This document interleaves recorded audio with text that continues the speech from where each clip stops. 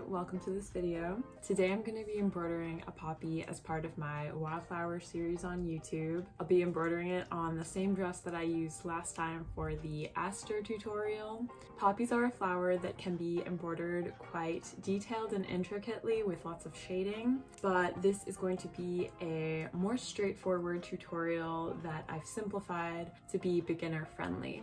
It's a simplified version of poppies that I usually stitch that might be a bit more shaded. Besides this dress, my supplies for this project is a hoop. I'm using an 8-inch hoop, an embroidery needle, something to cut your threads with, and of course the threads. I've got green thread in 2 shades, one dark and one quite lighter. I have a red thread. I've also decided to grab a darker shade of red for an outline of the petals. I have a black thread and a yellowish gold colored thread. And I've got a pen for drawing everything. So let's get started. First I'll fit the hoop in the place that I want it, and then I can start drawing. I'm going to start at the top and draw the flower.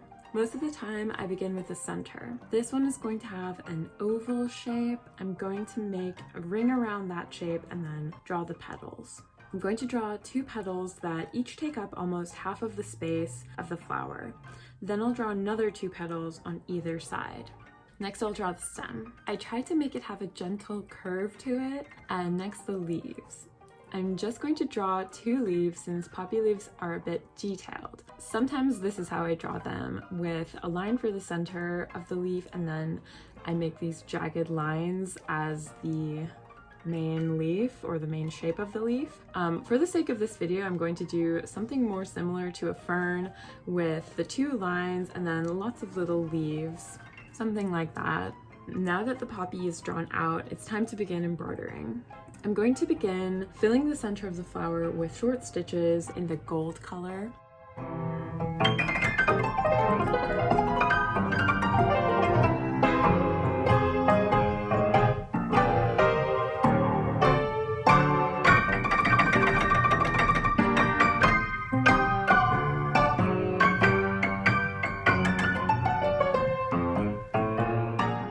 Around that center, I'll stitch a ring of black loops.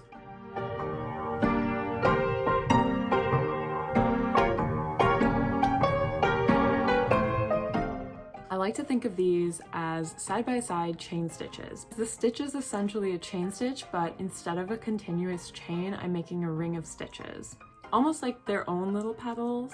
Next, I'll stitch the actual petals. I'm going to fill in these shapes with my red thread. I'll be making straight long stitches, and by the sides, I'll try to start directing the stitches at an angle. I guess I try to mimic the motions I would do if I'm filling in a drawing with colored pencil, but instead with thread.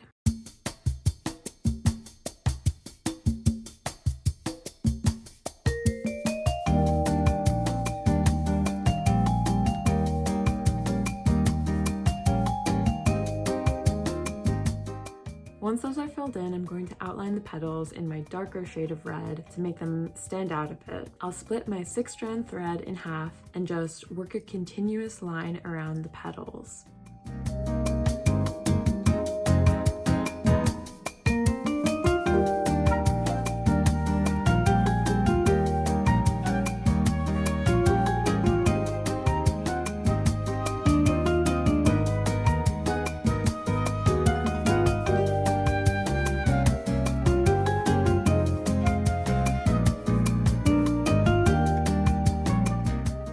Alright, so that's the flower, and now to finish this one, I'll fill in the stem with my lighter shade of green.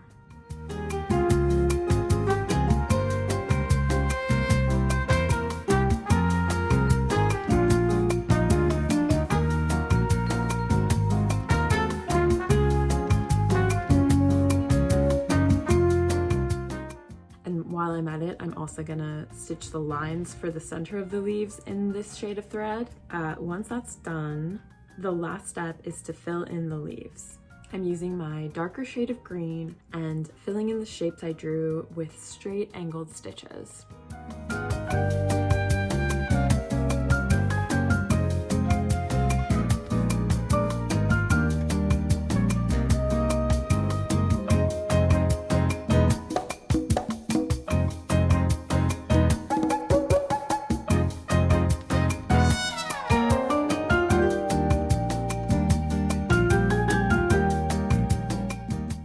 And here is what the finished poppy looks like.